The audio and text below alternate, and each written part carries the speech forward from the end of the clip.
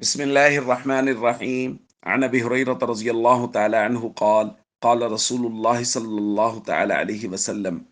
إذا مرض العبد أو سافر كتب له مثل ما كان يعمل مقيما صحيحا. رواہ البخاری۔ نبی کریم صلی اللہ علیہ وسلم نے ارشاد فرمایا، جب بندہ بیمار ہوتا ہے یا سفر کرتا ہے تو اس کے لیے ان تمام عبادات کا ثواب لکھا جاتا ہے جنہیں اقامت یا صحت کے وقت یہ کیا کرتا تھا۔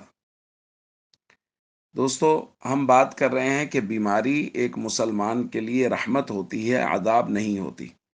اور آپ اللہ کی رحمت اور مہربانی دیکھیے کہ نبی کریم صلی اللہ علیہ وسلم فرما رہے ہیں، جب جب کوئی آدمی مریض ہوتا ہے اور وہ ایسا شخص ہے جو صحت کی حالت میں بہت سارے نیک اعمال نفلی عبادات کرتا ہے، وہ تہجد پڑھتا ہے،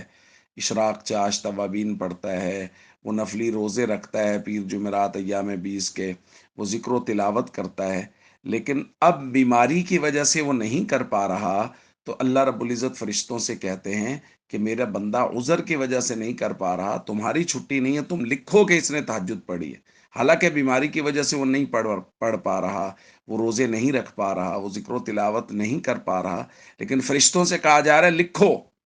کہ یہ اس نے سب کام کیے ہیں۔ یہی وجہ ہے کہ نبی کریم صلی اللہ علیہ وسلم نے ایک روایت میں فرمایا، ان العبد اذا كان على طریقت حسنت من العبادہ، جب بندہ کسی عبادت کے اچھے طریقے پر ہوتا ہے،